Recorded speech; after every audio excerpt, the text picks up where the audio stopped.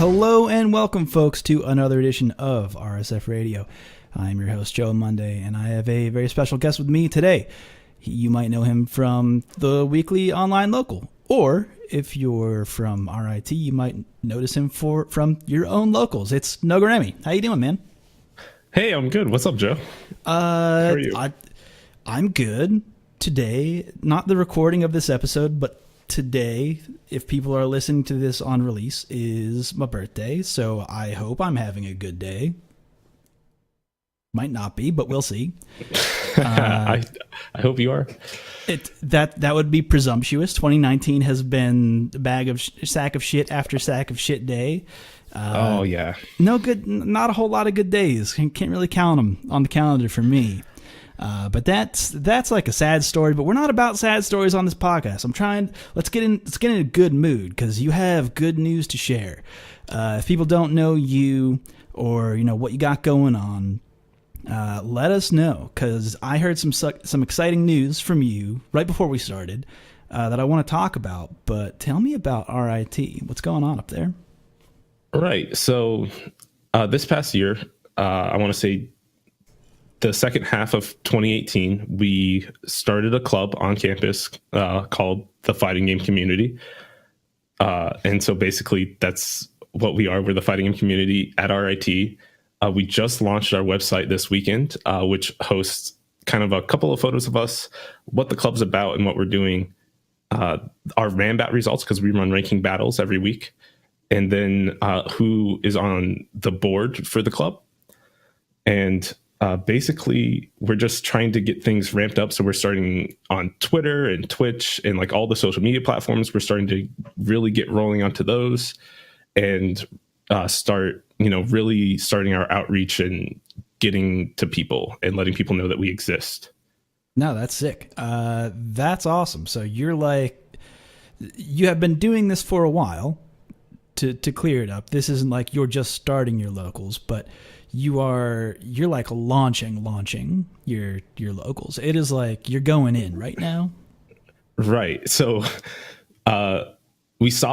technically the club soft launched or like started without like a presence fall semester, so August 2018.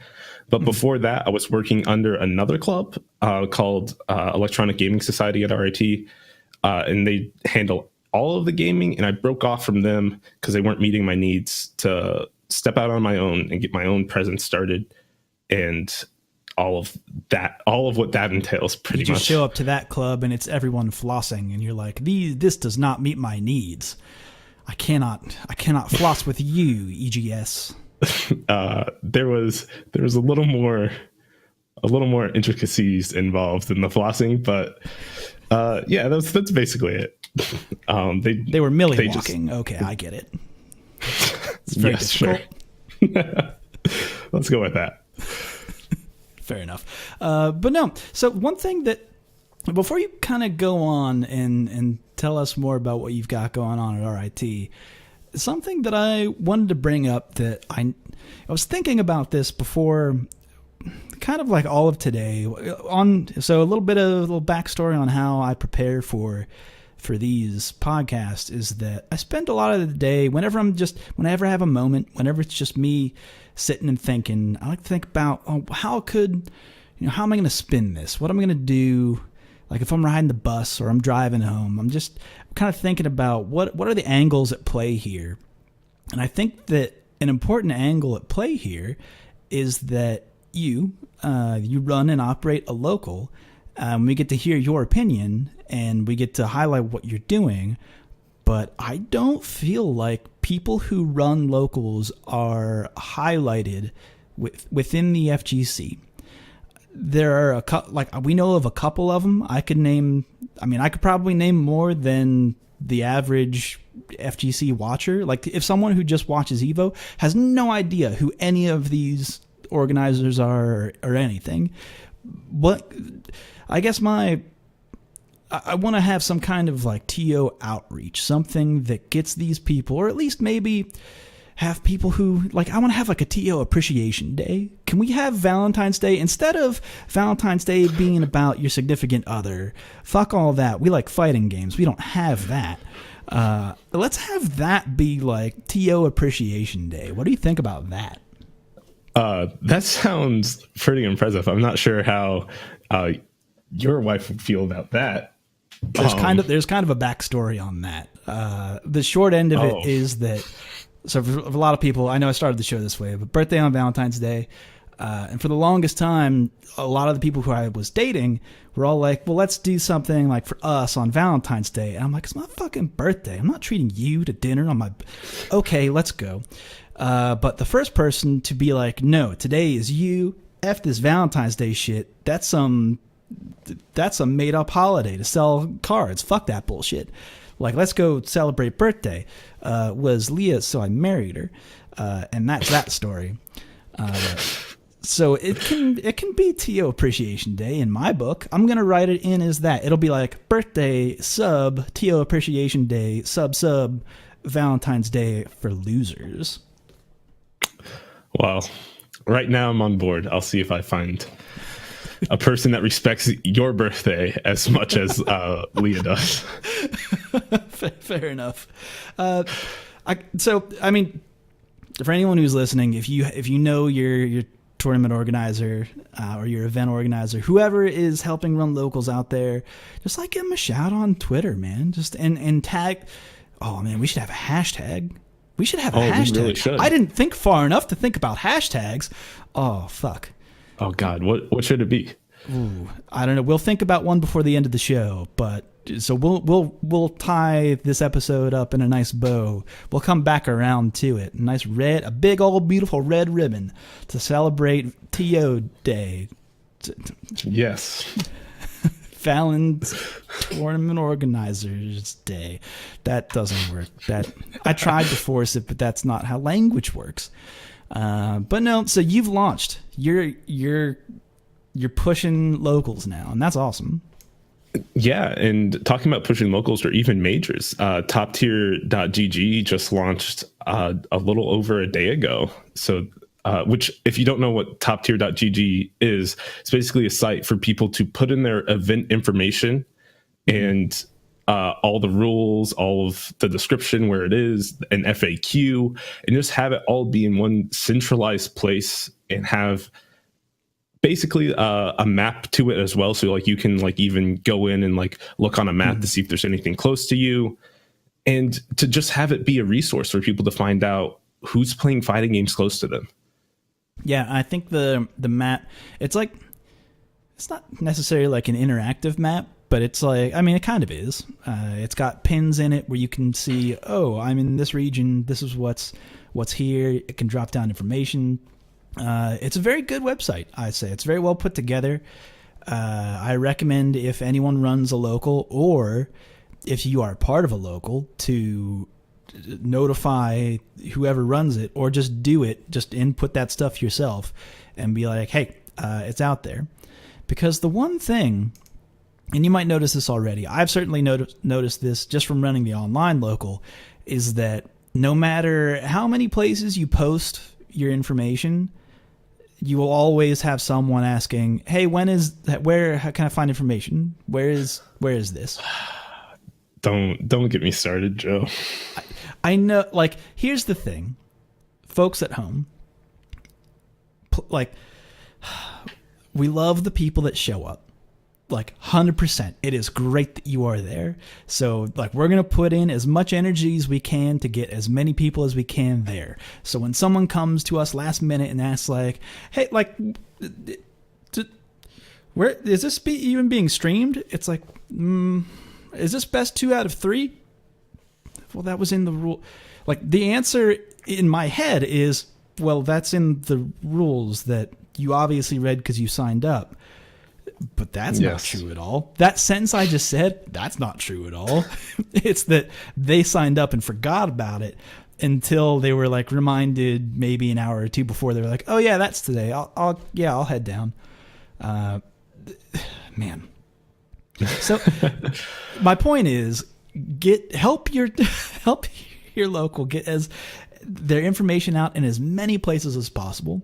Yep. Another thing that I like seeing is when people submit their locals to the local fighters fighter network. Yeah, Yeah, I got you. I get tripped up with that in the online. Man, local and online, and it's a hard thing. It's confusing. I agree. Get tongue tied. But yeah, the local your fighter networks. Yeah, I've done it a couple of times. I've done it for both the monthly that is run in Rochester and for the weekly RIT FGC weeklies. That just repeated weekly twice. But I didn't do it this past week, which means I've been bad and not on top of my shit. Well, I mean, that's okay, because you also have to realize that there's how many other people who attend. That's like the beauty of it, is that only one person has to submit the results. And, well, here's the thing. I have to kind of reel it back a little bit because people might forget what we're talking about. So the local fighters network is, as of right now, it's still very bare bones. It is very, I would say, still proof of concept. I don't think we're there yet. Or I think that we have like the concept somewhat proven, but need a really solid delivery method of that information. Right. And we're getting there. But trust me, folks, we're getting there. But we all have day jobs and have to like be adults, and then in our free time be like, oh yeah, we need to work on this thing and make sure this is good. But that's just me giving out excuses. I can do that. It's my birthday. Shut the fuck up. So what you do is you go to our Street Fighter, and in the side, or it's even in like the menu, if you're on a phone, there's like a button you can press up top that says like, what's like this information for this sub that I'm in. And then you look at that, and then you scroll down, and it says Local Fighters Network. Submit your results. And it's like, what's that? Let me click on that. Boom.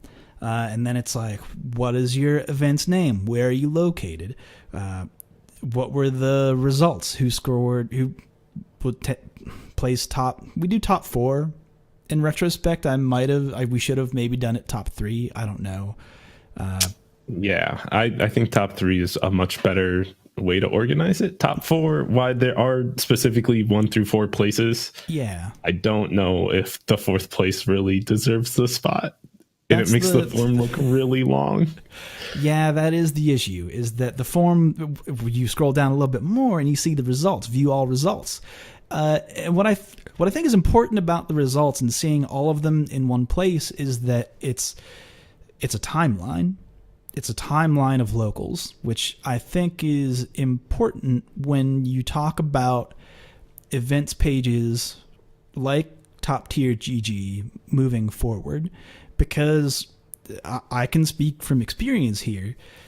I love what Top Tier GG is doing. I see that and I think, awesome, they're filling a gap. But then I think, well, there was also this other website that filled this gap previously, but that fell out of style, or the person who kept it disappeared, and you can't contact them again. This has happened This has happened so many times. Even in the last 5 years, I can name at least 3 people who kept events, or even not even events calendars, but like event listings or local listings that have just disappeared. And it is like, it's kind of a boneyard almost of, you look at it and you say, oh, there's a local here where I live. Let me click on this link. And the last update was like from 6 months ago, and you go, wait a minute, is anybody still here? And you get, it's crickets. It's nothing. So yeah. What I like about ELFN, so I don't know, this is just me talking out my ass at this point, because it's not really a thing. It's still not really a thing yet, but we're getting there. But what I like about it is that you can see who's active. Like, you don't have to look, like, you can look at the stuff at the top for, like, for reference to see, oh, back here, this is who was very strong in this region at that time. But then you can also just look back, it's all dated, to see, oh, this week, Wolfchrome got bodied by K-Brad in Grand Finals. That was weird. Like, he showed up to that local. Interesting. Which is something that happened that I looked at and went, huh. Interesting. Yeah, there's definitely a balance between the person with the website and the community supporting that person and reaching out when they see that stuff isn't being updated or things aren't changing. Mm-hmm. And it's on both parties to be like, hey, I can't do this anymore. Can somebody take over? And for the community to be like, hey, I have this extra free time. I can go ahead and, approve event forms and let them be uploaded to toptier.gg. Yeah. It's on both sides. Yeah. So it's rough. Continual, like, I feel like there could be a really good article about like the FGC entropy. Also, I want to do a quick fact check. Earlier, did I say Wolfkrone? Because I meant to say Wolfgang. Did I say Wolfgang or Wolfkrone? You said Wolfkrone, but that's okay. Okay, I meant to say Wolfgang. I mean, Wolfkrone and K-Brad have beef. Yeah, I think that's what I was thinking, and it rolled off the tongue, and then I was like, wait a minute, that doesn't make any fucking sense. And then I remember, I was like, no, I think I said Wolfkrone, but I meant Wolfgang, who is a very strong Blanca player, which oh my goodness. Do we have to talk about this? We should talk about it. It's really funny. Happy birthday Blanca, as it turns out. This was the funny I saw this happen in real time on the twitter.com is that someone man, I should really track this down and not just say someone. I believe it was Pi Sci posted something about it, and then yes, Killbox like gave the reasoning, and then like WYD. Weed. I'm forgetting. You say weed. The last one. I've asked him. It's weed. You just pronounce it weed. I don't remember the entire 4 letters. It's 4 letters. It's WYDD. The first D is lowercase. The second D is uppercase. He's also a doctor, so you can call him Dr. Weed. I do. Dr. Weed. He came out with the full explanation of, hey, this is what it is and this is how it is, and this should probably be removed. Like, it's so funny that he posted that, and then like seconds later I saw all the people whose names I would recognize in a post like that. It was like Hatton, Arliath, Dantarian. We're all like, how about this? Like this could lead to some fucky shit. And then by the time Arliath even got there, he was like, hey, is there an infinite? And I'm like, it's in the it's over here in the comments. You're in the wrong thread. Like, go, you went down you chose the wrong path. The infinite's over here. Like, it's so fast. Like within like 4 tweets, we went from, hey, this looks really fucking broken. Like, was this a glitch? To, no, this is an infinite. No, this is broken, 100%.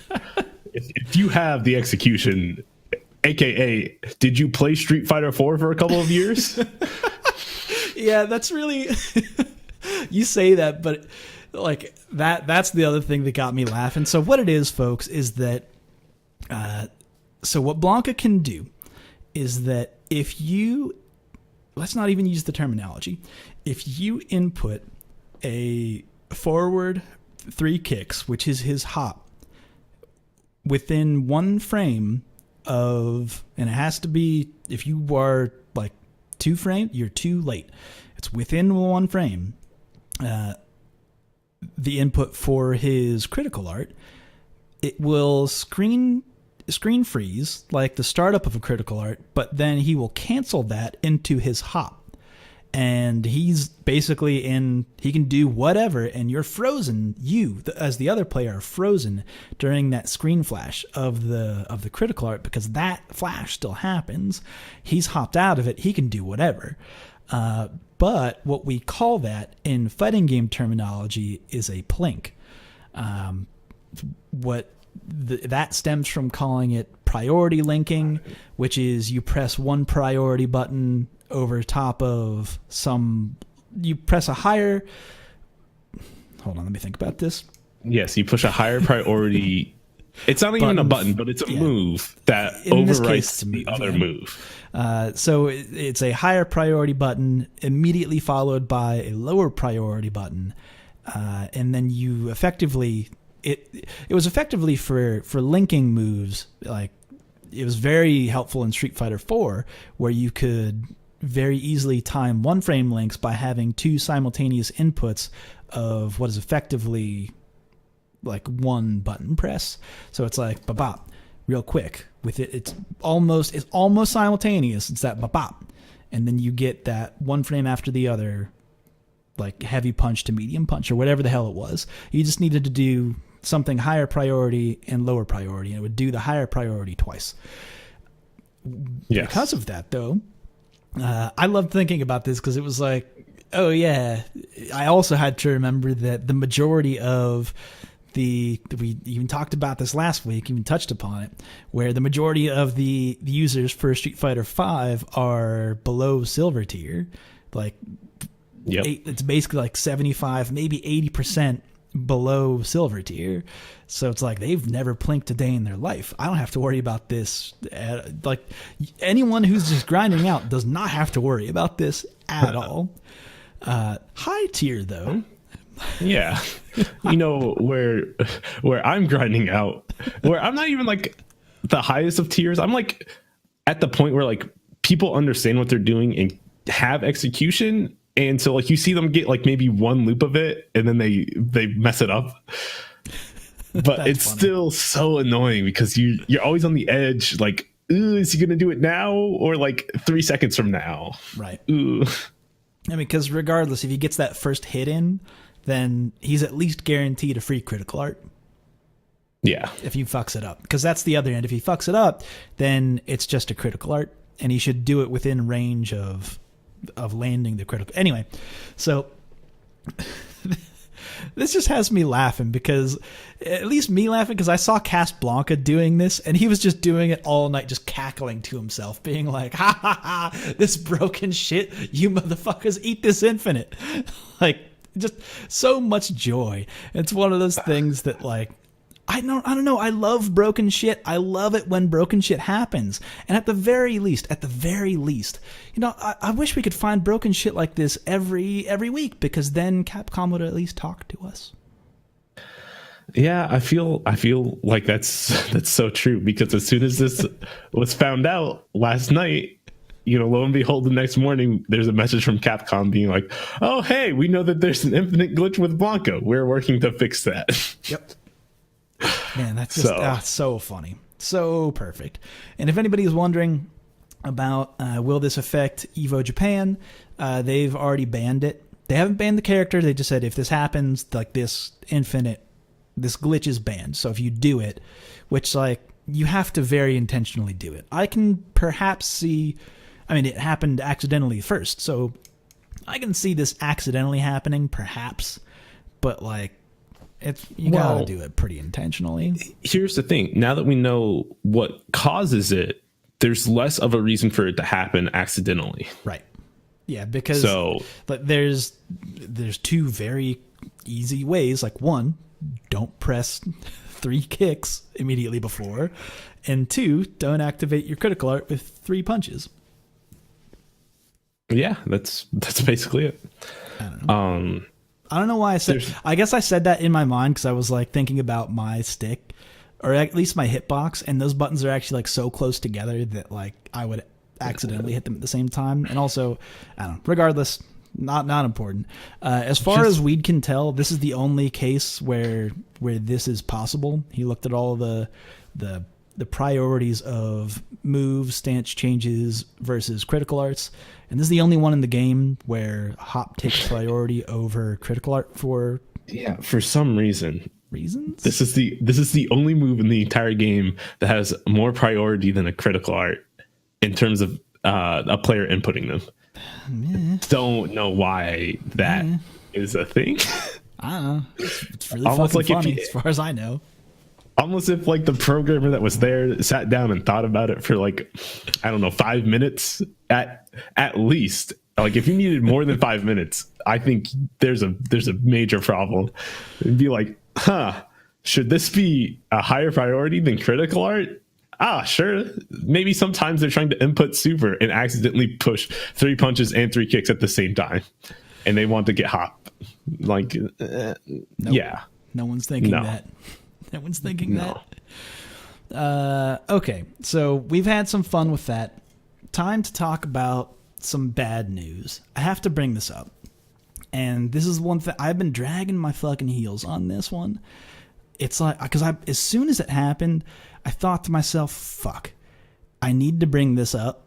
And it's a really messy situation that I don't think anyone who is involved in the FGC is really responsible for. And I don't think that there's any, there's nothing negative at heart here, even though the results could be, or at least could end up being really, not good for the area. Anyway, so what are we talking about? We're talking about CEO, Jabali, the person who runs CEO, came out and said, hey, I'm working with Daytona to clean up the city. We are passing this bill. We're going to get to really clean up panhandlers and homeless people. And part of that, we're going to build a homeless shelter. So where is this really coming from? Now, if you think back to the episode from, not like almost even like a year ago, right after CEO, when we recorded that, it was, hey, there's a lot of people out here.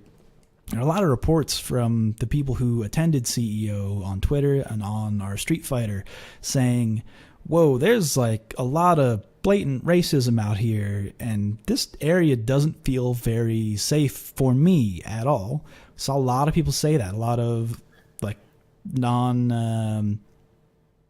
not white people not feeling very comfortable, or even like, I don't know, like minority people who fall within a minority were like, this does not feel comfortable for us in this area.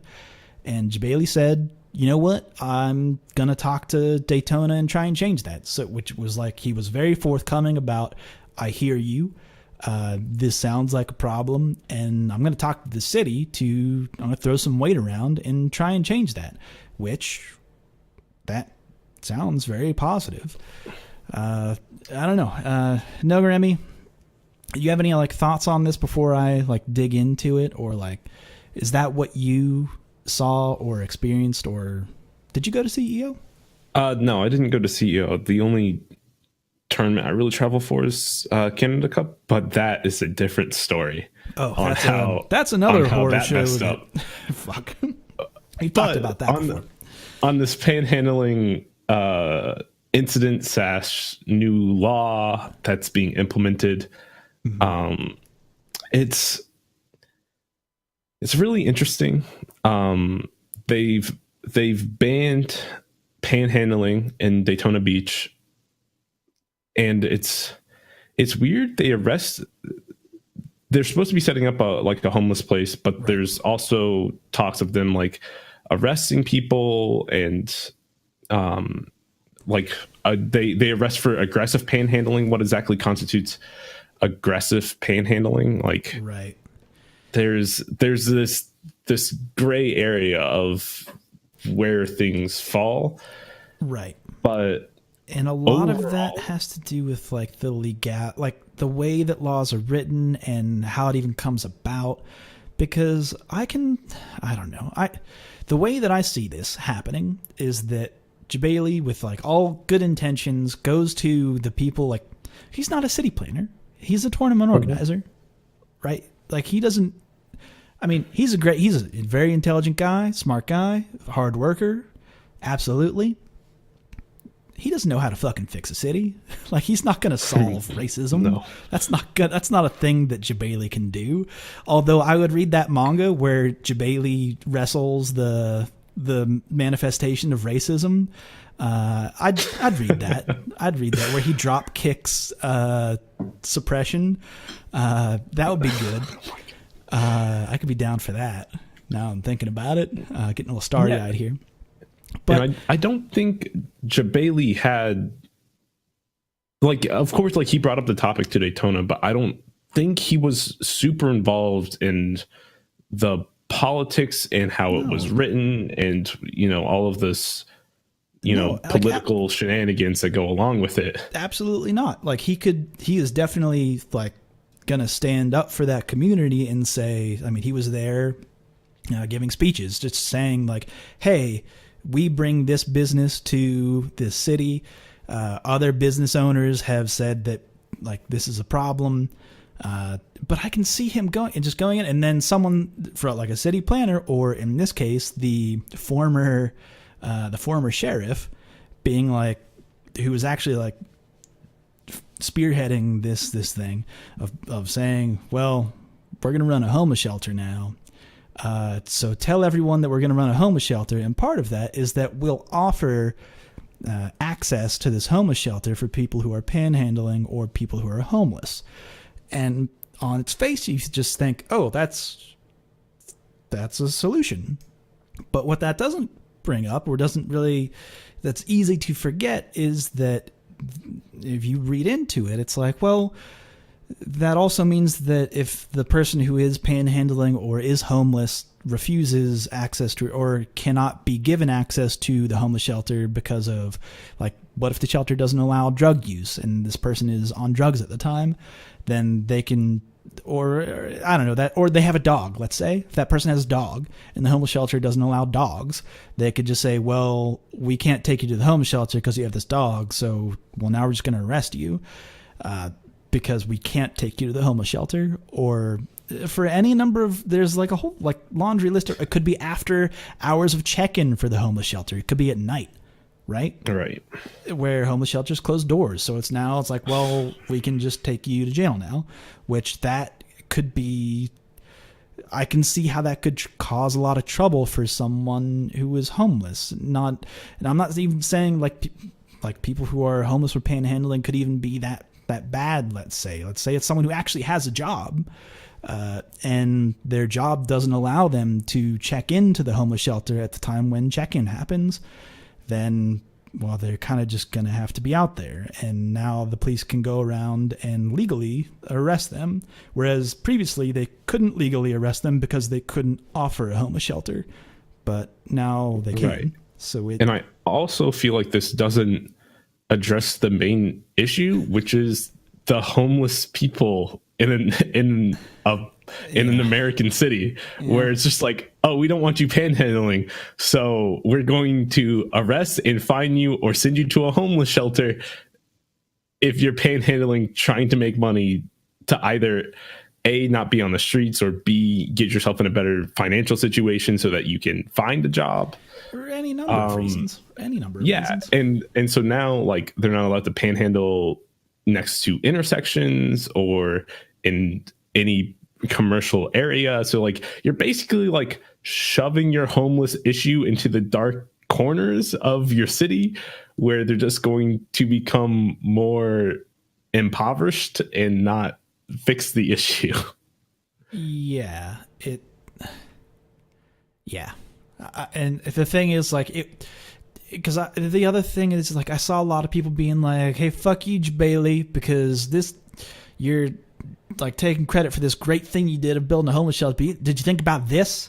Did you think about how this could be? And it's like, hey, like, the person who might be very vocal about this on twitter.com, like, you might have a point here, but also this, I mean, like, good on Alex for trying to get something done, even though this doesn't necessarily really solve the issue of, this isn't going to solve racism that a lot of people experience. Like, there's still going to be that, folks.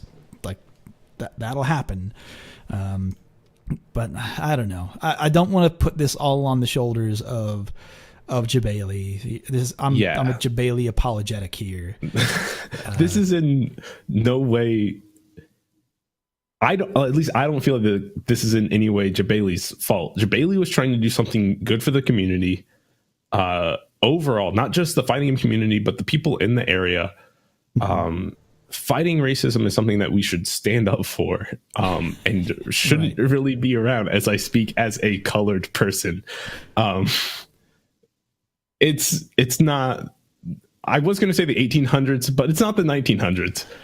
Let's be honest here. Yeah. Like, it's a recent development for people not to be racist in the United States, and people are still racist, and there's not a lot you can do to a person.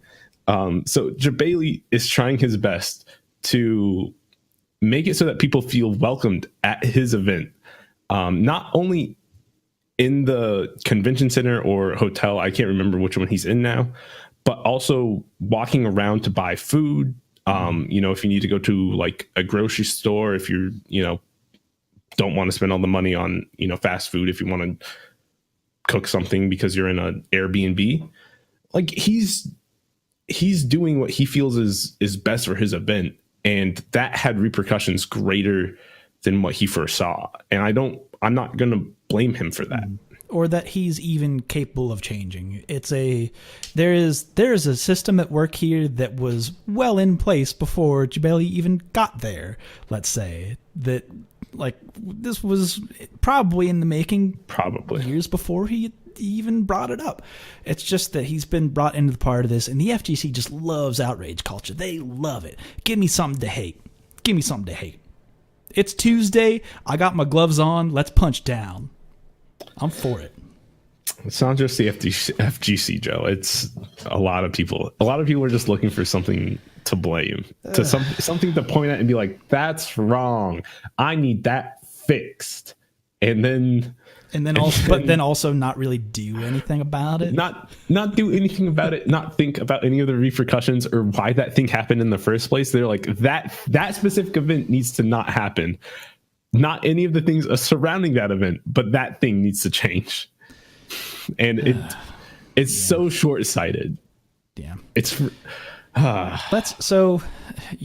yeah, man. Speaking of other controversial things, I can't do it right now. Let's not do this right now. Let's talk about some good shit. We're gonna go on a roller coaster ride because we could. And listen, that was a good transition. I'm for it, but also my heart is not for it. My heart's not for it.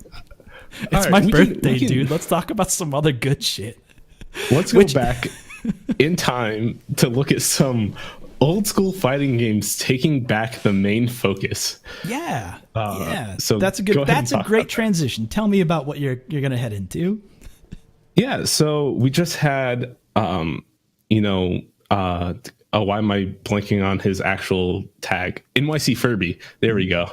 TS Saban, streaming a beautiful Super Turbo tournament. And to go along with that, we had Pat the Flip, Patrick Miller, talk about his experience in CBS2 a little bit and a recent CBS2 tournament that happened in NorCal.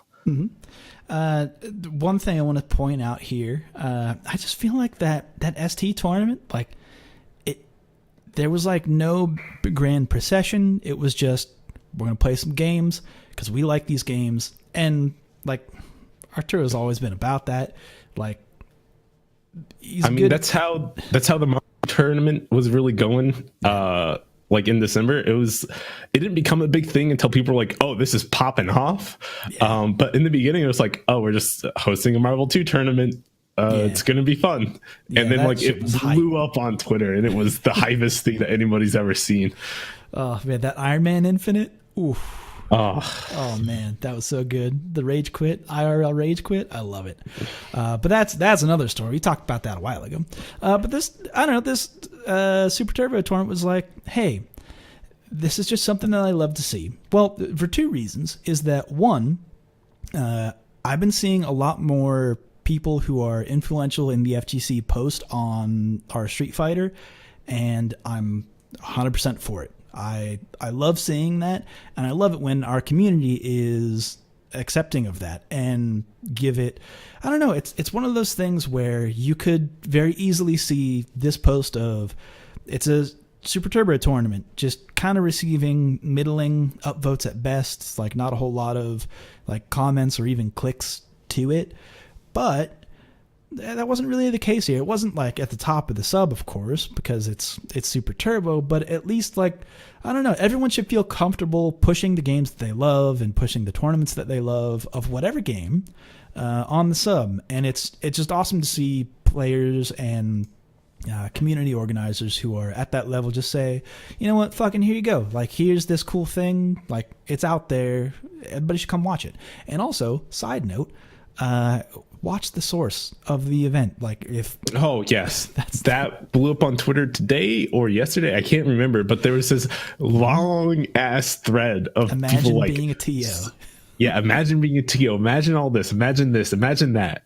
And then imagine somebody rips your stream and your footage and puts it on YouTube, and all of your hard work that you went through and did is just supporting somebody else. And it's just like, don't do that. And that is a super important message, I feel, because as a TO myself that's starting on Twitch and streaming our locals, it's a lot of work to organize an event, get a stream set up, do all this stuff to make sure everything runs right. And then to just have it like blatantly ripped and put on somebody else's YouTube is just so frustrating.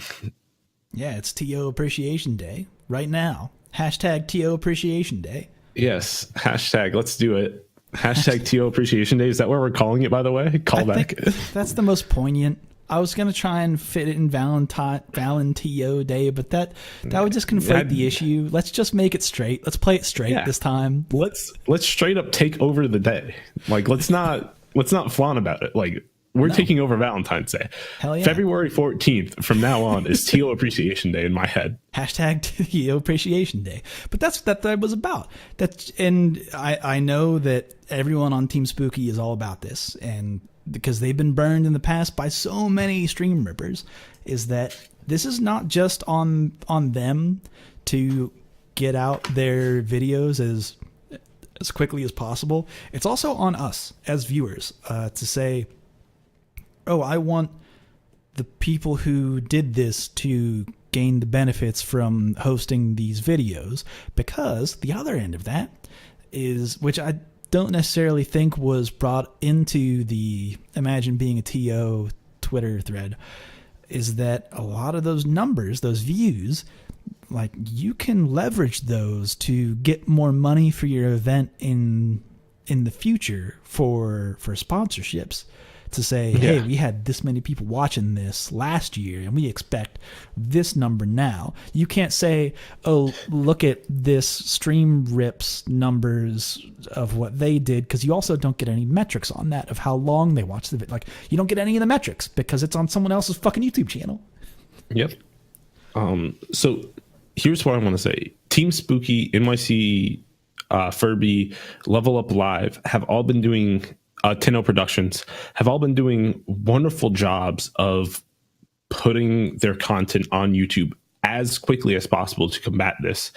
But also, if it's not out there yet, just go back in the Twitch archive to watch it. Like, you're still supporting them if you do that. That's true. That helps. That definitely helps. And you say, hey, I can't watch the Twitch archive because I'm not subbed. Just wait. Or maybe you should sub. Like, or sub. If you're able to, fuck it, man. Like, give. It's like, they've been around for a long time. If you're watching this content weekly or, bi-monthly, bi-weekly, whatever it is, it's probably worth some part of your income. Like, it's basically becoming TV to you at that point. Nah, man, shit should be free. Give me shit for free. Some waffle fries. Give me this stream and some waffle fries for free. Not everything in this world can be free. Like, you pay for cable, you pay for internet. Just pay these people for making the content that they're making. It's hard work, and it costs them money to get all the equipment to run these events. It costs them money to be there at the event instead of doing something else with their time that's more profitable. Yeah. Oh, fuck. So, hell yeah. That's the truth.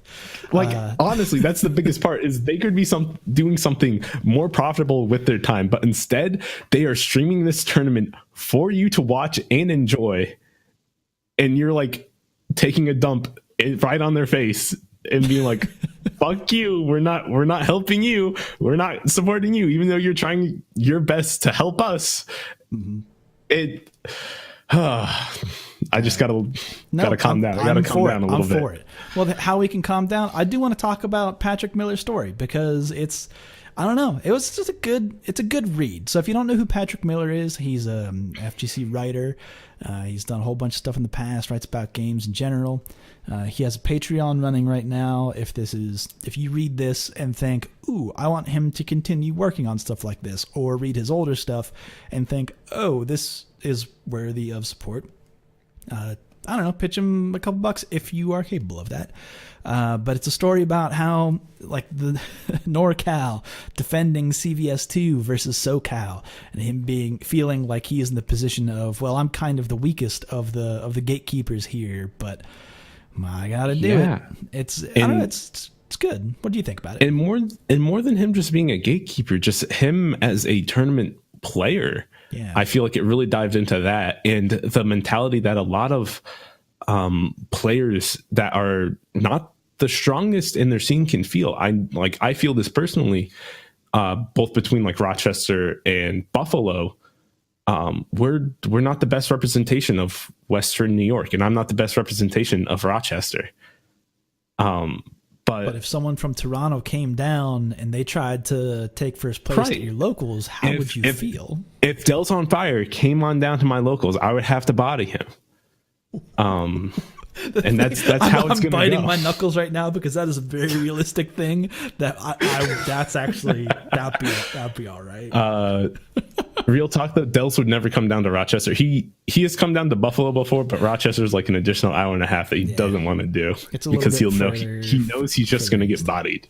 So okay, I'll call him out. Not that he's going to watch this or anything, but fair enough. But no, it's a good story, and it does put you in the head of being in that position, and then like kind of in some ways trusting that like get it, like, almost like a meditative state of, well, let's get that out of our head because we gotta do this. We gotta do this. Right, and it really drew me back to Dragon Ball Z in the final bit of the Cell saga or the Cell arc, where it's Gohan standing there. And Goku's up in the other world communicating with King Kai, and him being like, you can't get out of your own head. Stop doubting yourself. Stop eating away at yourself. You can do this. You got this. Do it. And that's what it is. And like, as cheesy as Dragon Ball can be sometimes, and as as shonen manga gets, like, that's what it is. It sent a really good message there, and that's literally what Patrick Miller went through, and what I go through oftentimes when I'm at my local monthlies, and I'm like, oh, I can't beat this other dude from my scene because he's stronger than me, because I'm the weakest of the Street Fighter 5 players. It's like, out of your head. Get out of my head. I can do this. I can beat not only my local player, I can beat everybody else that comes through to challenge Rochester. And that's what it's all about. I'm for it. I've said this in the past, and I truly believe this, but it is amazing what just having someone else in your corner saying, I support you, can do to your mentality going into any match. I feel very strongly about that, but I think anyway, go ahead. One of the big examples you can see of that is PR Balrog in a lot of his play. He's very emotional and back and forth with the crowd. And so, like, if he has a crowd behind him, he's great. But if he doesn't, you can like really see it weigh on him. Mm-hmm. But speaking about old EG people, let's bring up Justin Wong in his Forever AMA. This man's transitions. It's actually so funny. I love how Justin's he's transitioned out of Team Echo Fox, which also, breaking news, coming down the telegram. I'm getting it here. Breaking news. What is it, Joe? What is it? Breaking news. Stop. Yeah, I know, right? But who was just signed to Team Echo Fox? None other than Knuckle-Doo, everyone's favorite American player. I don't know. I think Knuckle-Doo is a stand-up guy, and I think that he fits with the other players in the other fighting game players in Team EG, or not Team EG, Echo Fox right now. There you go. Maybe we'll talk about that in a minute. There's just like breaking news, so not a whole lot of news with that, but they added into their team, so congratulations, Uncle Do. But Justin, good job. Posted this AMA saying this will be up forever. Consider this my forever AMA. I mean, he's not on a team currently. He just had a brand new beautiful baby who is a grappler main, which I'm totally for. Yep. And he is thinking about disowning. No, I'm not sure about that, but he did say that he's thinking about taking a break from fighting games, not just to be with his family, but just because it's so stressful on your life. He was on an airplane travel like every weekend. Every weekend there's like a CPT event, and it's so draining on you. And it just drains your social life that you want to get started. Like, because he moved to Las Vegas and didn't really have time to start things in Las Vegas with the social life. Mm-hmm. And then to like fly out every weekend, you're seeing people that almost every single weekend, but it's not the same to be home. Like, that feeling of home, like, is so important. Yeah, it's like your own bed even is like so choice. Like, after staying in a hotel bed and then just coming home to being like, oh, I like this pillow, I like this mattress, I'm comfortable here, this is my body indent that I'm used to, I'm okay with this. It's not something we talk about often on this show. I know it's been brought up a couple of times, but it's a fucking whirlwind.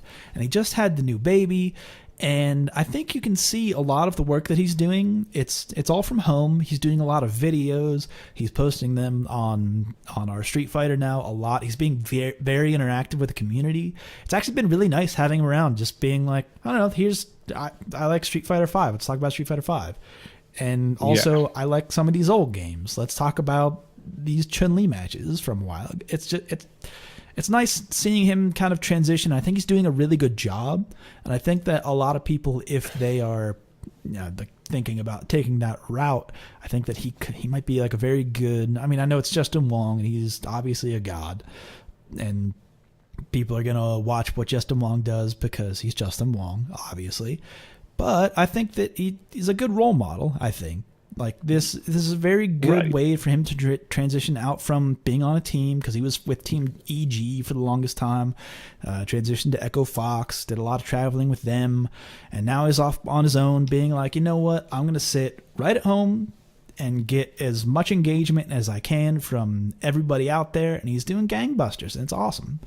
And I think this is a good contrast to how Alex Valle has kind of faded from the competitive scene, where Valle faded into like a TO leader, into a leadership kind of position, and Justin Wong is kind of fading into like this content creator slash FAQ guru, which is, it's still in the same vein of like a leadership kind of role, but it's a little bit different than being like a TO or like an event organizer and that kind of thing, which I really like how he's doing. Like, yeah, I think he's doing a really good job. Like no, what's the word I'm looking for? Nothing bad on Alex Valle. Like, Valle does good for his community and what he thinks is right. Mm-hmm. And he does a really good job at that. And this is just Justin Wong trying to do something different for his community, because he's in Las Vegas. There's already the esports arena that has stuff running stuff, every week. There's a couple of other weeklies that run out in Las Vegas. He doesn't really need to be in that TO position. So he stepped back to content creating and, answering questions. And that's great. This actually gives me a really good idea. I might not put this on Mike, actually, now that I think about it, but it has to deal with Geef's Gym, and it has to deal with one of the latest videos that he put out, where I responded on our Street Fighter with just a link to a lesson in Geef's Gym that was just like, hey, if anyone wants to here's how you set up in training mode to do what Justin says. It's like it's already like it's there. Basically, what he said was like verbatim, word for word. Not really, obviously, because fighting game advice is fighting game advice. They're going to say it their own way, but it was just like clear. Here's my response. Like, this is what you can do, folks. Like, look, this resource has been here for a couple of years now. Maybe you should look at it. It's only a little bit helpful. Just the smallest bit, just helpful to you and your gameplay. And then Justin says it, and then it's like thousands of people like, I've never thought about it that way. It's like, well, all right, fam. Okay. Y'all shucks. Nah, that has nothing to do with... it's not that way, folks. Don't take it that way. I think Justin's doing a great job, and I'll have to talk to Nogarremi off mic about that. But anyway, next topic... Because I think that Justin Wong's doing a good job, and I also think Alex Myers is doing a really good job about this as well. He continues to post really good stuff to the sub. He's doing a lot of like what he does is what he calls like Sub Appreciation Day, where he'll go through one of his Twitch subs, some of their matches, and kind of analyze what they are doing right, what they're perhaps doing wrong, or at least see what they're not seeing in their opponents. And I want to bring this one up. Right. Because he analyzed one of Simpo's matches, Sympathetic, who turns up to our online locals. And it was like, oh, I know both of these people. This is great. My friend's talking about their matches. This is awesome. Talking about some Ed matchups, too. So, like, if you want to hear Alex Myers talk about Ed for a little bit and maybe see if Sympathetic gets a little bit better out of this, we'll see how he turns up next week. We shall see.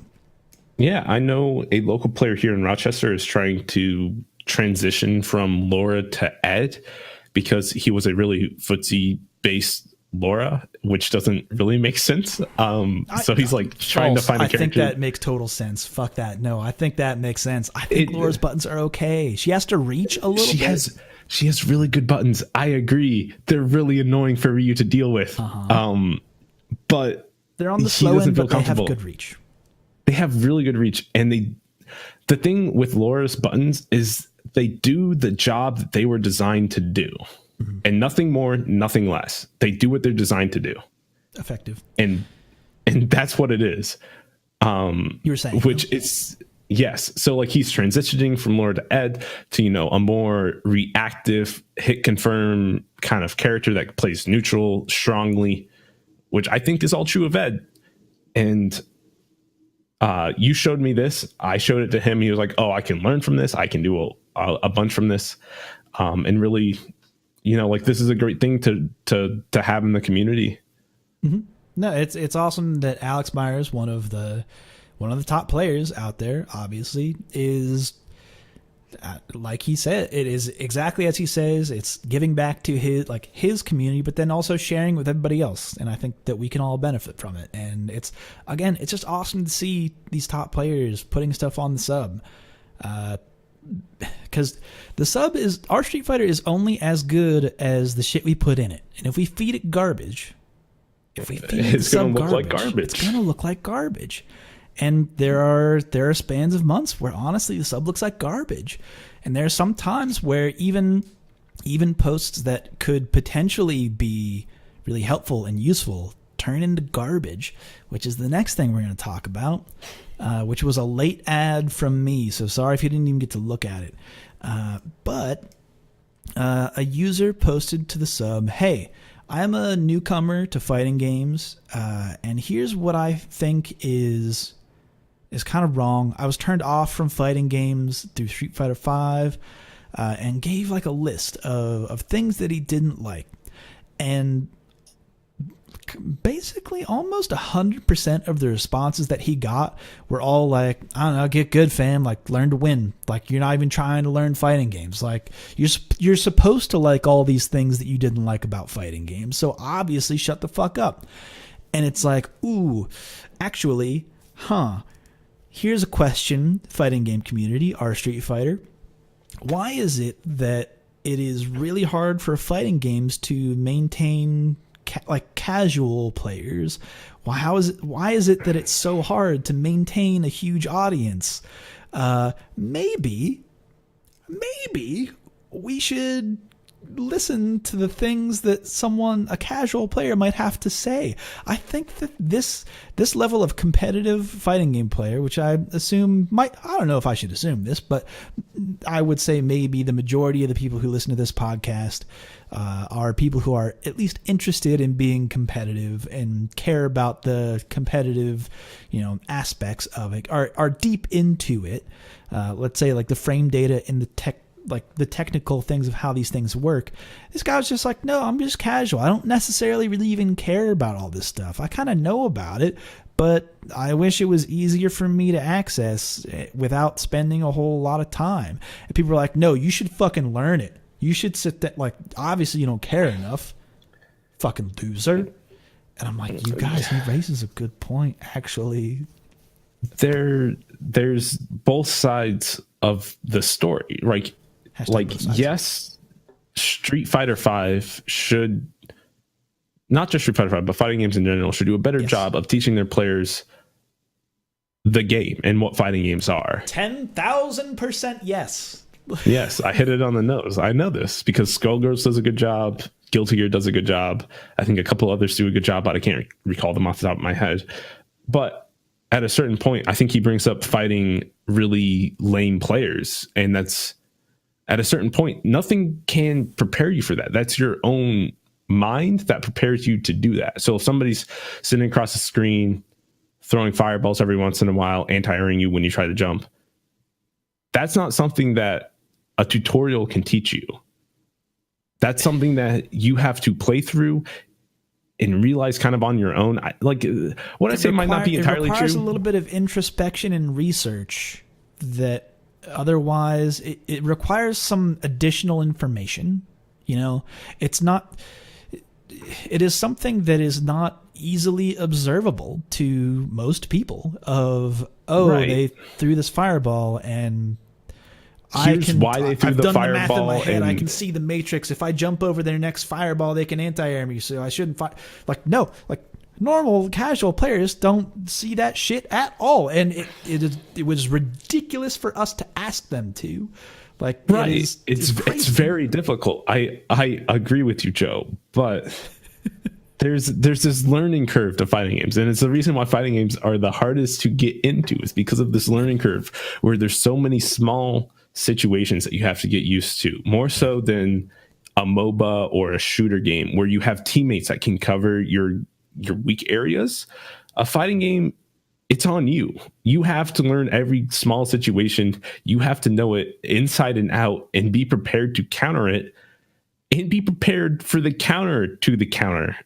So you have to counter the counter, which is countering your original counter. Meta level in fighting games starts to get so advanced. I'm not sure how well you can teach somebody these concepts. I know. So this is a tough thing. It gets so confusing and so to code into your game. You have to teach people vernacular of the game in a short period of time. You have to teach them the moves of the game and how to get better at the very fundamentals of doing a combo. You have to teach them how neutral works and what that is, and how to not just constantly jump at your opponent. Ain't nothing in the game that tells you what that is ever. And in any fighting game, in any of them, there never is. It's sort of what is the old school style of fighting games, and what a lot of people are hesitant to change is that there's this fundamental belief that this genre of games, you are required on your own to realize a lot of your own play style, of your own weaknesses, of what your opponent is doing and how to counteract them. It's all reliant on you. There's no resource to tell you how to be a better you. Right. To counterpoint that is that in other genres, there's actually a lot of resources in game that tell you almost exactly what you need to do to change. Even think about first person shooters, for example. Think about the kill cam. There's nothing in fighting games that provides you the information that you would need to improve your next attempt than a kill cam. Because think about it this way. You're running through the trenches, right? You pop open through a door and you're running through a field. Bam, you die for seemingly no reason. And then the kill cam shows you, oh, there was a sniper in this building over there. So now you think, I've just respawned. I'm not going to run through that field because I got sniped and that guy's still in there. In fact, I'm going to change my game plan. Maybe I'll sneak behind the tower and I'll come up behind him and stab him in the back with a knife. Maybe I'll do that. Right, but what's the difference there, Joe, right? On the first-person shooter side, you have two different screens with two different players seeing different things. In a fighting game, both players are seeing technically the same information. It's just processed differently in each of their brains. Yes, it's way different.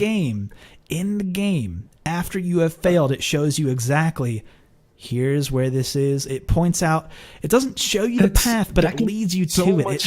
It draws a line from A to B, or at least shows you A and B. And you have to find the line to get from A to B. Sure, some people are dumb and they won't figure it out. I get it. But even in fighting games, it doesn't even show you A to B. Even in the situation of like a kill cam in fighting games, the last hit is like 100 times out of 100 not the reason why you lost the game. Right, which is what makes it so much harder to determine why you lost, because you look at a shooter and you're like, oh, look, the kill cam is the sniper shooting me from a half a mile away. Right. I can solve that. It shows you why you died. In fighting games, why you died is not the last moment of your life. It's like something that happened 30 seconds ago. And that's like, that's so hard to track for a developer. Like, that doesn't make sense, Joe. Like, that's so hard. I know. I'm not offering solutions. I'm not offering solutions, Nogarremi. I'm just saying we should think outside the box and not dunk on people who say this shit is hard. Okay, that's what I'm agreeing with. It's like, yes, these things are hard. I'm mad that I'm agreeing with you. Shut up. I'm also mad. Like, I feel like you're not seeing my point, but you're seeing my point. Oh, thanks for coming on the show, man. I appreciate it. On short notice, but too. What I'm trying to say is that the intricacy in fighting games is that there can be a mistake that you made 60 seconds ago that cost you the entire round. And there's no developer way, no kill cam way to show you that's why you lost. Now, what I think is a much better option is if Street Fighter V, instead of, they already offer, return to previous mode, return to main menu. This is for ranked or casual matches, by the way. View opponent fighter profile, or go to training mode with your opponent's character. I think there would be a great fifth option there, which is review not just the replay that you lost, but all of the replays in that set, so that you could see why, like, to look and to really put the focus on going back and looking at your own footage and seeing what you did wrong, and to analyze your own footage, which is a very important part of getting better in fighting games, is looking at your own footage, seeing what you're doing wrong or what you're taking damage to, and not really giving you the way to fix it, but being like, hey, you're doing these things wrong. Or even if there was, here's my suggestion to that, which I've talked about before. I don't know if I've done it on the show, but I have talked about it before. Let's say, and I kind of want to spin off this subject because we're getting a little long in the tooth now, but take that replay, have that replay jump to the moments where you took damage, save those to like save states, because the game has save states that you can load, that you load up, and then try to replay without taking that initial damage, because it has the inputs from your opponent. Right. I think this is where we're getting interesting, right? Because at this point, because how the replay system works in Street Fighter V is that it takes the version of the game and then a list of inputs and basically tells the game to display what it should display. And so basically you take all that information, you load that like one situation where you took damage, maybe a second or two before in a second, like a second two before and a second two after. Right. So that, you can really get yourself immersed in the situation. And then you play that situation. Like you can pull those inputs in, put them in a save state like that. I think is feasible for Capcom to do. I think that's possible, and I would love to see a fighting game do that in the future. Okay, let's spin off because we've delved on that, and we are in agreement. And I love you, and I hate you. Yes, I love and hate you too. Thank you. We are both looking at it from like a slightly different perspective, which makes it very aggravating when you're trying to talk on the issue, because you're both like, but it should be this way, and then the other person's like, it should be this way, and then it's like, we're talking but it about should the also same be thing, this way. All right. Yeah. Well, so let's get into. Let me spin off into the other topic that I didn't want to talk about. I think it's time. I'm okay with this now. I've recovered. All right, you've recovered. Okay, so we're going to talk about A4 Andre and him getting banned on Twitch for reasons I don't know if we're going to disclose or not, because he hasn't publicly said them. So here's the thing. Here's like the fallout from that. When you say A4 Andre, there's probably a lot of people out there who are like, who the fuck is A4 Andre? Because you look at his Twitter following and you see, it's only like 1,000 or a couple people. That's not a whole lot. He's not very big. To which I reply, in the fighting community, that's kind of big. Like like you said 1,000. I'm like, that's pretty good. That's like I'm sitting at a solid 60. On like the huge scale of fighting games, right? All games in general, competitive games, like. Fighting games are so small, so like 1,000, a little over 1,000 followers is like you're on your way. That's significant. And Andre has been A4 Arena has been around for probably the better part of 5 to 6 years, and what they've done is created a place that players can go to. They compete every week. They continue to get better. It's like its own Discord. They have their own community. A little bit insular, and sure, whatever, that's fine. But from that, I personally, over the course of those 5 years, have seen so many players start with A4. You see that A4 in their name. You see it. And they might drop it later, but I've seen these players have that A4 in their name and then become some of the greatest players in the world. A4 Punk, by the way. Yeah, that's true. That guy's done interviews as A4 Punk in the past, but that, again, the past. Hey, listen, as long as he wasn't EMP. Oh, yeah, he has the PTS EMP. Oh, God. I have post-traumatic EMP disorder, yes. Triforce did nothing wrong. Anyway. But no, so what happened was, or at least what was reported from Andre, was he wasn't given, at least initially, a takedown notice. He had since been given a takedown notice, but something happened on his stream that caused Twitch to say that is a bannable offense. It is an indefinite ban. A4 is gone.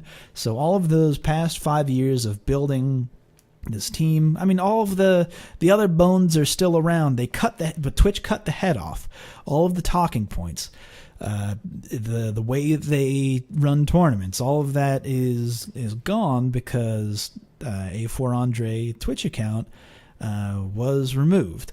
I cannot personally speak about why it was removed. Andre knows why it was removed. He's talking with Twitch admins currently, but he's not being open about it because he feels that it can affect the appeals process. Because again, think about it this way. Think about the appeals process this way, is that Twitch sees this one person with like 1,000 couple followers on Twitch or on Twitter, and that's like a fucking bug to Twitch.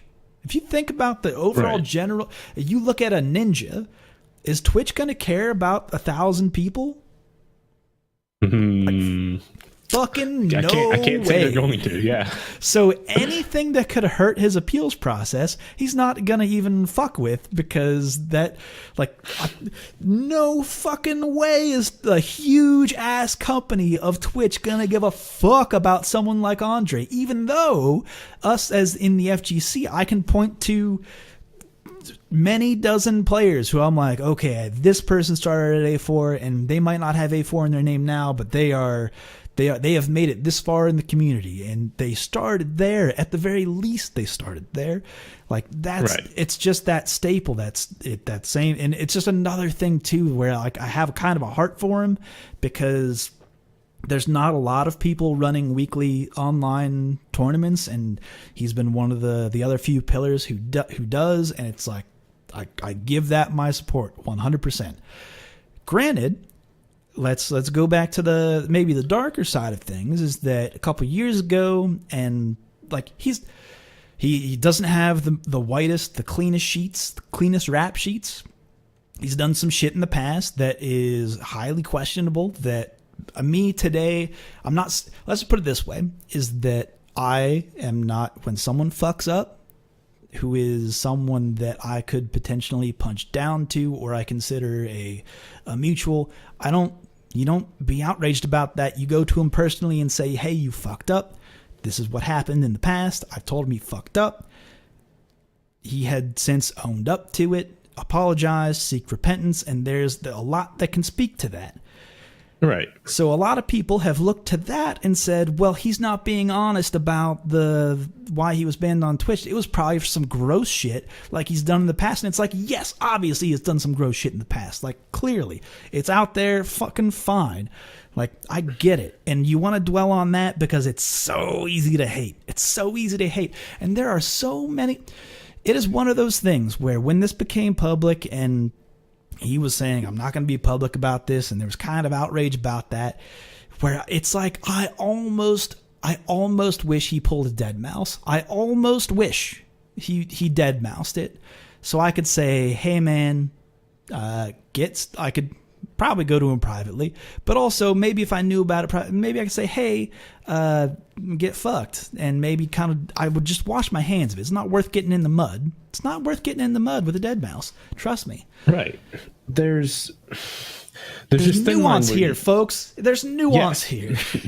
There's this thin line where you want to support a person that is A, doing good in the community, B, that has previously done wrong but is trying his best, and not even trying his best. He is doing much better at presenting himself and what he represents. Oh yeah, and 10,000%. Promoting the community and everything that entails.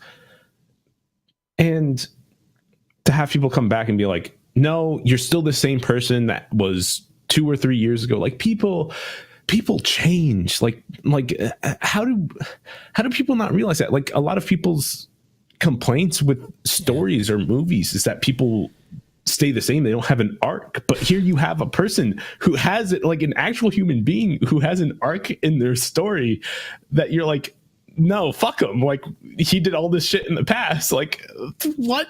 Yeah, what? It's like, what example are we showing people to want to change? That is how you get people to be entrenched in such hateful ideas and hateful thoughts and things that actually hurt people, is when you go after them. You go for the gut, go for the throat. There's no option for seeking any kind of penance or any kind of giving back to the community. It's just, we've become so used to empty apologies.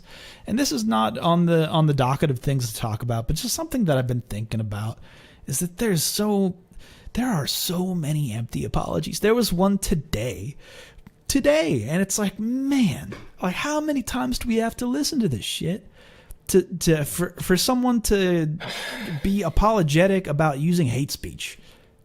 Like, that shit puts me to sleep. Unless your argument ends with, and that's how hate speech makes this space a lot friendlier to everybody. I'm not going to listen to you. Because that's fucking not how that sentence ends. That's never how that sentence ends. You got me there. There's just nothing else to say. Like, yeah, just be better people, ladies and gentlemen. Like, regardless, yes, you trust people a couple of times, and you give them this faith and this trust. Like, oh, hey, it's been a couple of years, you haven't done anything wrong, I'll start trusting you again. And then something like this happens to Andre, and then all of a sudden there's absolutely no trust anymore. Nobody believes a single word he says, and it's just like, this man just spent like 2 years gaining your trust back. Like, give him a little faith, let him try to fix this on his own. And if he comes back and be like, look, I'm still banned in like a couple weeks, and like he hasn't gotten through this appeal process, it's a done deal. Like, the man actually messed up. Right. And then the other end of that is that I feel like this cannot be overlooked, is that the fighting game community is so small. Twitch has no reason to give a fuck about them. They have no reason to give a fuck about them at all. They could forget about this, and to them, it's piss in the wind. It is nothing. It is a speck of dust. Let's not just say Twitch.tv. Amazon as a company can care less about their users. A lot of the time, 100% right. If one of their users gets wronged, and customer support doesn't help them the right way, and it can literally get swept under the rug. Yeah, or like the one that gets me is that in their factories not having caution yellow because it's not aesthetically pleasing. What? Oh, this is not a fighting game topic, but oh boy, howdy. Boy. This sounds like some real stuff. Or is that Tesla factories? I don't know. I get Elon Musk and Jeff Bezos. I get the Beelzebub. Who cares? I get them fucked up in my head. The internals of your factories look like.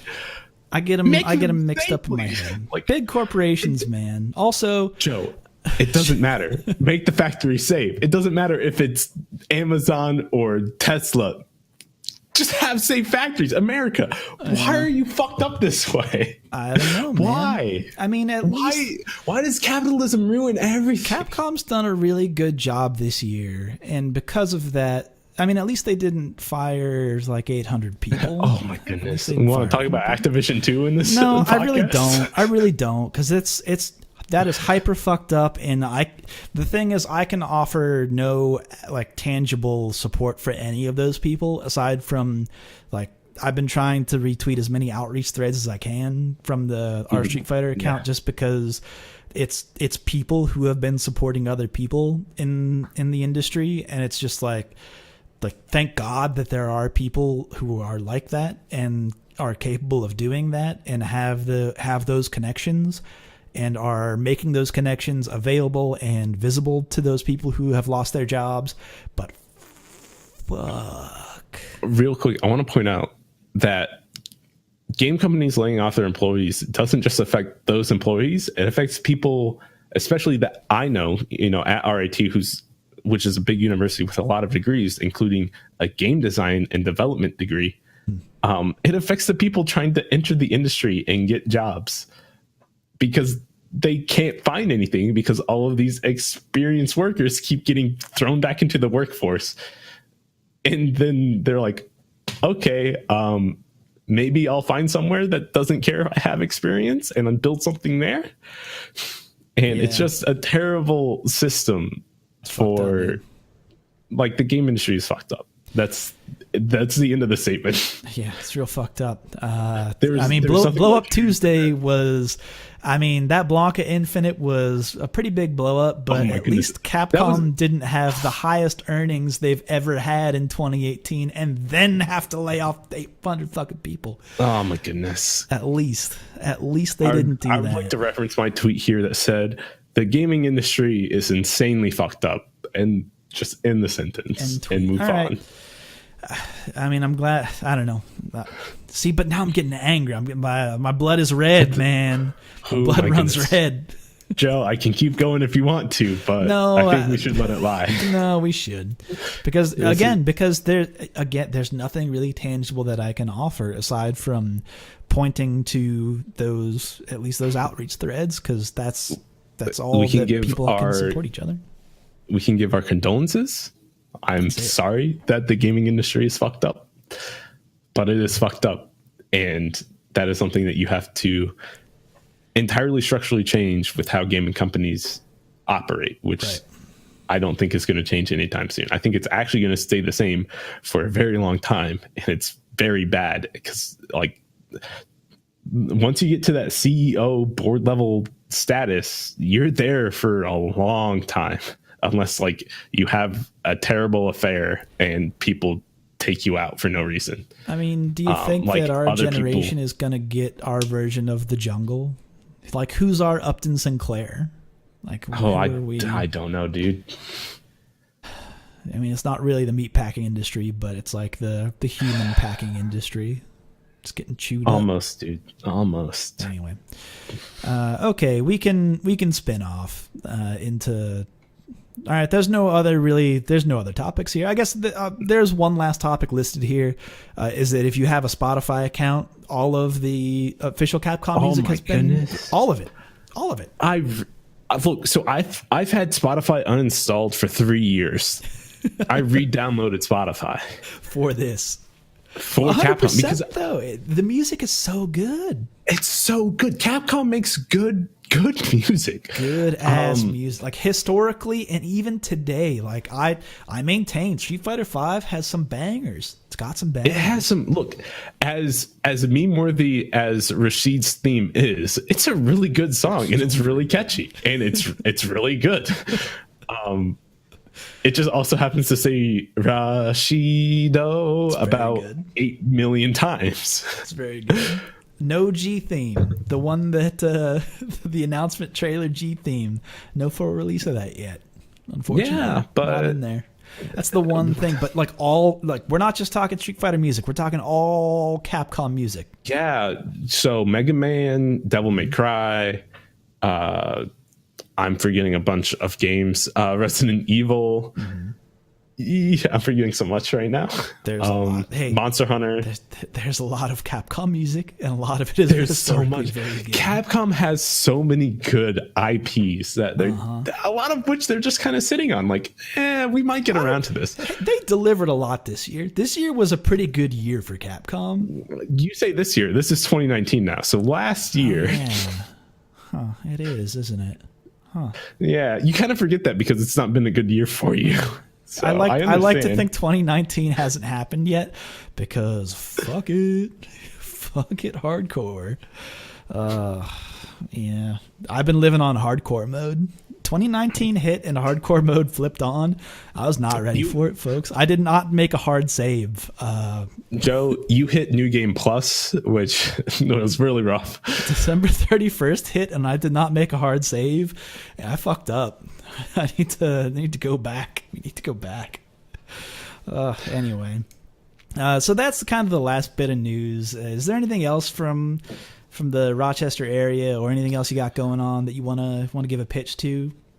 We're doing another monthly next month, March 9th, I believe, is another Rock City run back. Mm-hmm. And this time we're going to have a free Ultra Street Fighter 4 tournament with a $50 pop bonus. So that's going to be mad hype. I'm going to be in there for sure. Cool. Because as we talked about before this, I just labbed a new Evil Ryu combo for Abel, which is going to be great because there's an Abel player in Rochester. Mm-hmm. So I'm looking forward to it. No, that's sick. I'm for it. So that's a show. However, I can't let you go. I got to ask you the two classic questions. So if anyone's not familiar with the show, anytime I have a new guest on, I have to ask them this line of questioning. It's a question that comes in two parts. Part one, what is your favorite normal attack in any fighting game? I'm gonna have to say Street Fighter V Ryu's Standing Fierce.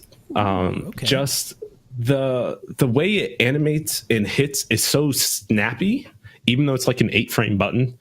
If you people understand frame data, it pops out there, and if it crush counters, it makes that sweet sound effect, which I think Capcom did a good job with the sound effect for a crush counter in Street Fighter V. It just, that glass breaking, ooh, it feels so good.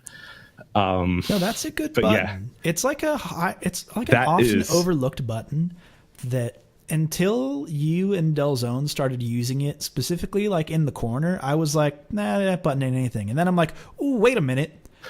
That button, hold the phone. It's kind of like a stop. It's almost like a stop sign that's out there immediately. You're like, stop. I got you. You have to respect this. And even on block at like max range, it's not really that punishable. So I'm for it. All right. Real quick before we go to the next question, Joe, I need to use the restroom. All right. We'll give a pause break. Okay. Couldn't finish it out. Muscle bar fully open. And just like that, we are back, folks.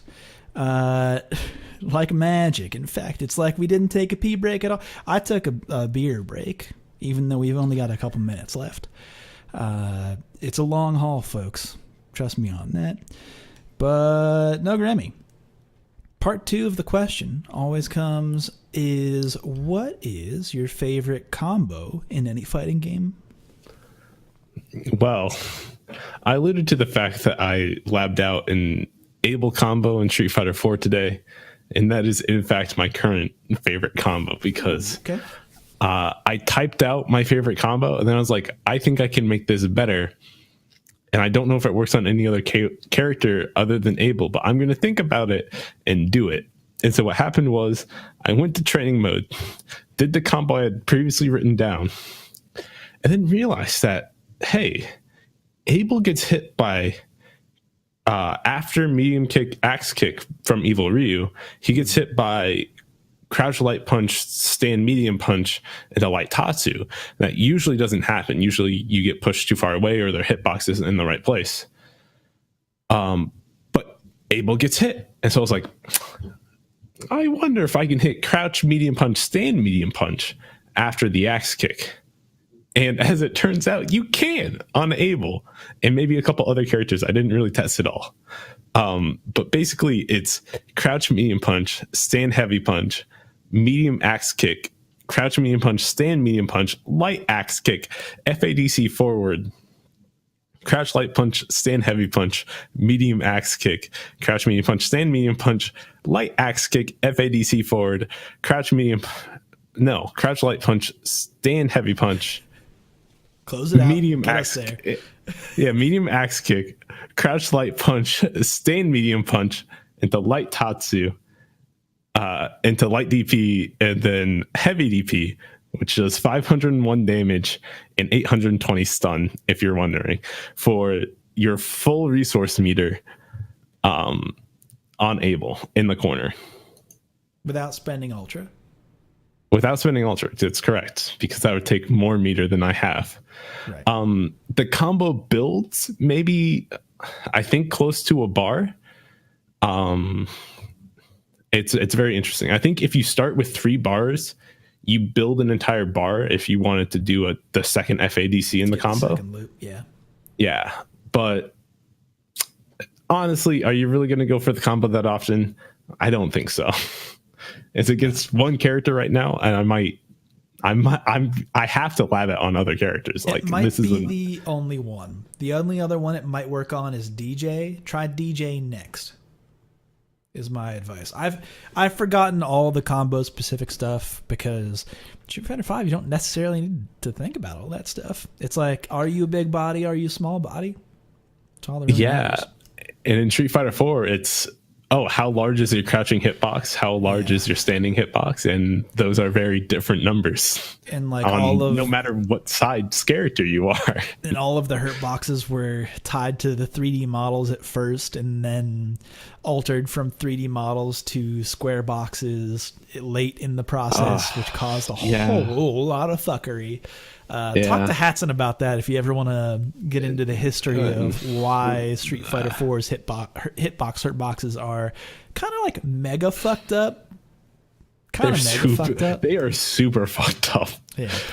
But anyway, folks, that's a show.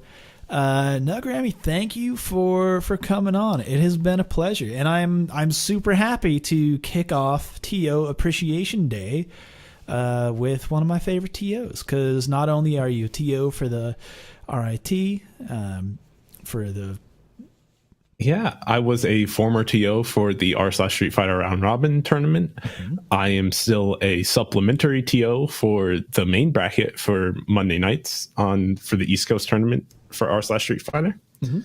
And with that, I am super appreciative. Hashtag TO Appreciation Day. Yeah, I do my best to find Valentine's Day.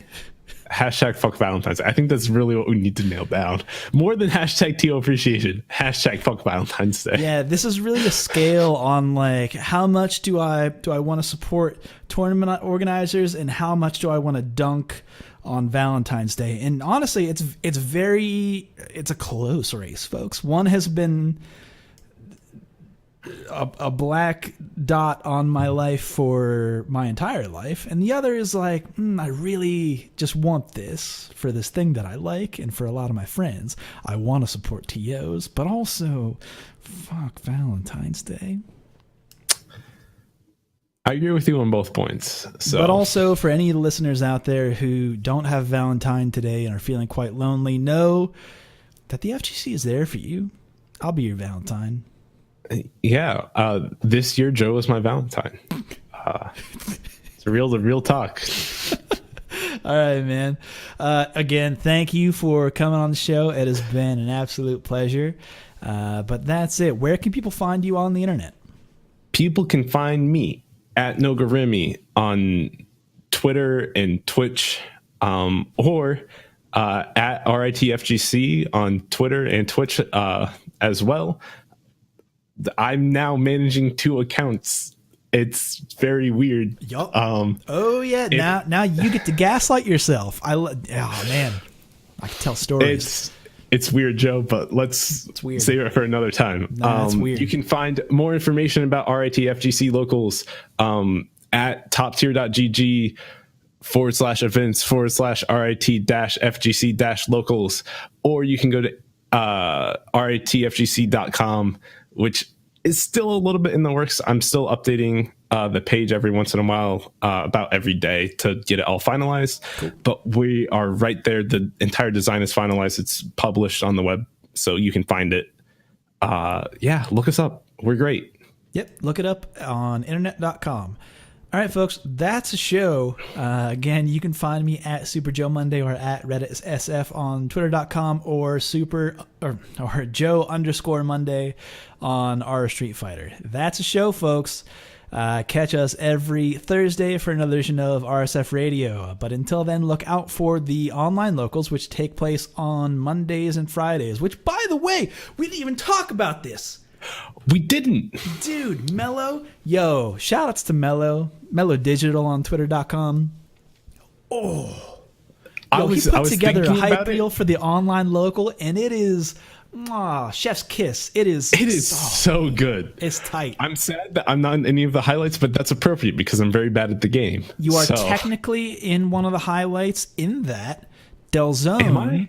It was part of your team for a 3v3, and he did the bodying, so it's like by proxy.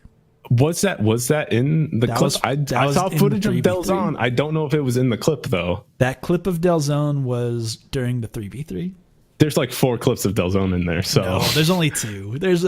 Which, by the way, that's way too many clips of Ryu. Where the fuck everybody else at?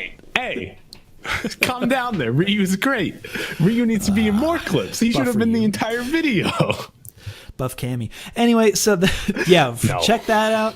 I'm excited about that. I'm sharing that as often as I can because that shit is hot. Shout out to Mello Digital for putting all that together. Look forward to seeing that. It looks super good. Monday it looks super professional. It's beautiful. I know. It looks too good. Are we replacing Billy D No, we're never replacing Billy D. Williams. Never. Read my lips, folks.